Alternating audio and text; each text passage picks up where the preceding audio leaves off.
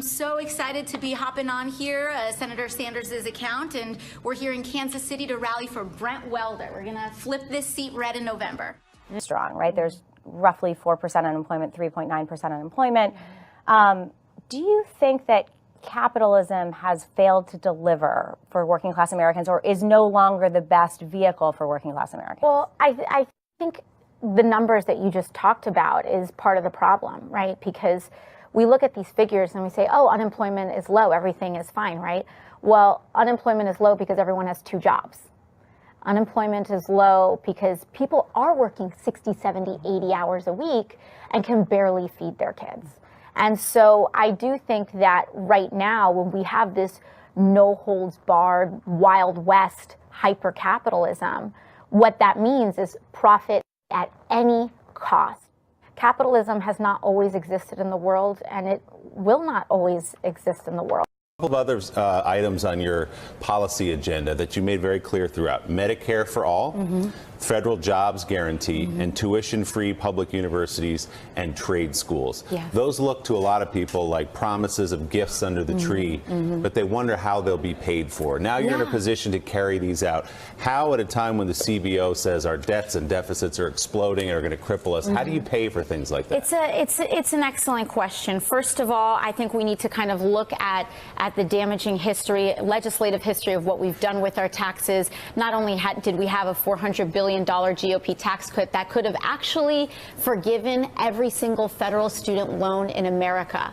We spent that money in December, and we spent it on tax cuts for the corporations and the very rich. But it means reviewing the Bush tax cuts. It means making sure that also that we understand the power of the purse that Congress has, that, when the United States was in the Great Depression, that is when we pursued the New Deal. It was when people precisely said, we have the least amount of ability to do this, that we actually committed to an economically ambitious agenda that transformed the future and the course of this nation. And I think that it is absolutely possible, but what it takes is the political courage to do it. To raise taxes, to roll back the tax cuts. And not only that, but also understand that that the federal government does have the ability, in the similar way that we had in the New Deal, to spearhead some of this agenda and some of that financing as well.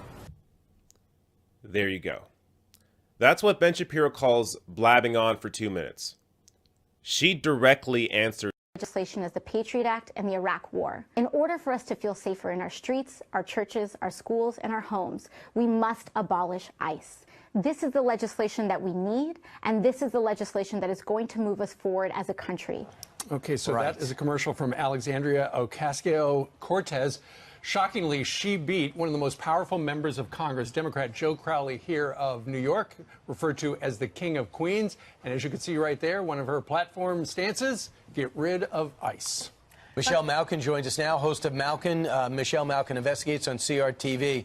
Michelle, what is this big pull now, get rid of ICE, as if they are the problem as they crack down on illegal immigration in our country? Yeah, I don't just question the patriotism of the Abolish ICE movement. I question their sanity. And the danger I see is that it's become a mainstream view. Ocasio-Cortez is a member of the Democrat Socialists of America. This is the same group that organized the protest against our Homeland Security Secretary at the restaurant.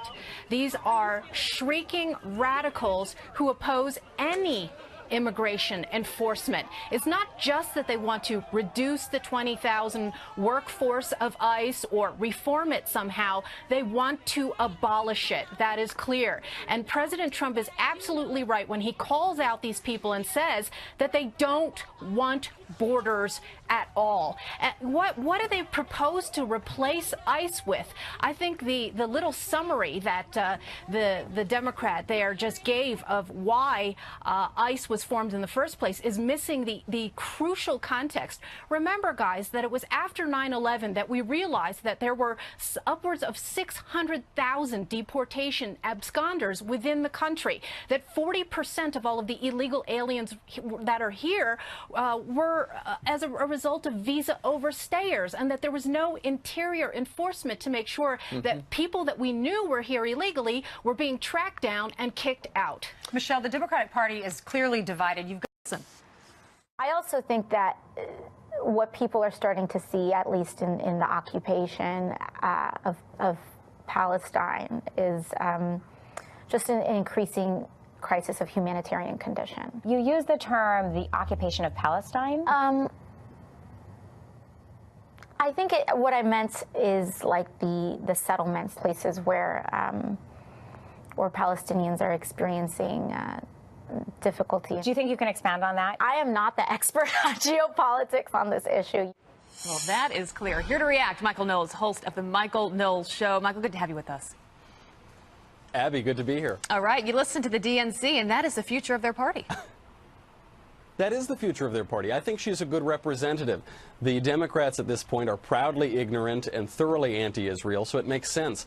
This poor girl, Alexandria Ocasio-Cortez, is not making a great first impression, and that is the lasting one. What do we know about her since her campaign hit the national stage? She is a liar. She lied about her upbringing. She pretended to be from a poor part of the Bronx and grow up there. In reality, she grew up in a ritzy part of one of the ritziest counties in the country. I know this because I grew up in the town over from her. So we know that, and now we know that she is proudly ignorant. She has this great line. She says, I don't really know a lot about this, but I firmly believe, frequently wrong, but never in doubt.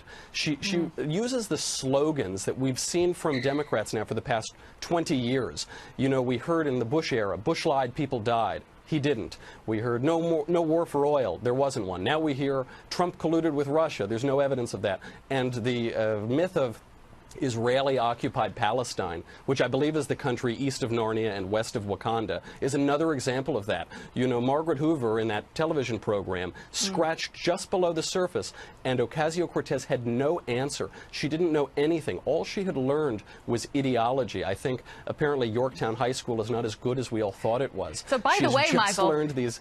To your point, she went to Boston University. She says she doesn't know geopolitics in that interview. She majored in international relations. So obviously this is something that she claims to know a lot about. Kudos to Margaret Hoover in that interview for simply listening and following up with, can you please expand on this? Not only am I eager to discuss the issues with you, I'm willing to offer $10,000 to your campaign today. Wow. All right. First, the challenge, and then the rejection. Conservative commentator Ben Shapiro calling for a debate with Democratic Socialist Alexandria Ocasio-Cortez.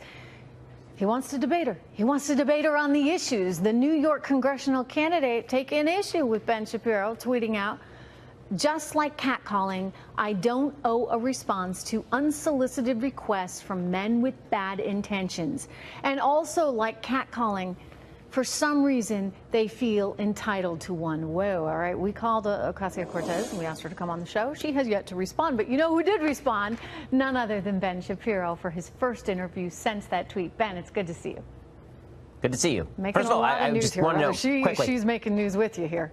Go ahead. Yeah, quick comment. First of all, how dare you catcall Alexandria Ocasio-Cortez by inviting her on your show? I mean, how dare you? That's sexism in action right there. Yeah, apparently. What do you think of that, though? I mean, to use that term, which, that's just to remind everyone, a woman's walking down the street and someone, whistles or something, that's catcalling. How is what you did, asking her to have an intellectual debate on the actual issues, how is that in any way relevant or similar to a catcall? Catcalling must be very weird in Queens. I don't know if they're like construction workers standing on street corners and shouting to women, hey, baby, want to have an hour-long public conversation about trade policy and the vagaries of Viennese economics versus neo-Marxist economics? It gets strange in her district, apparently. But again, this is so many folks on the left jumping to a sort of intersectional defense in which anybody who requests a discussion or a debate must be evil by their very nature, right? I'm a man, therefore I am catcalling her, even though as an Orthodox Jew, I have never catcalled a woman in my entire life. It's catcalling because I guess if I suggest that I want to have a conversation, I'm demanding a response. Well, every request is a request. All she had to say here was, nah, that would have been fine. I mean, she's got that prerogative, but she goes around talking about how... I mean, that's part of our platform, absolutely. right? Everybody's a victim, and we need to take as much money as we can from everybody else to redistribute it. That's what socialism is about. So is she just playing that victim card?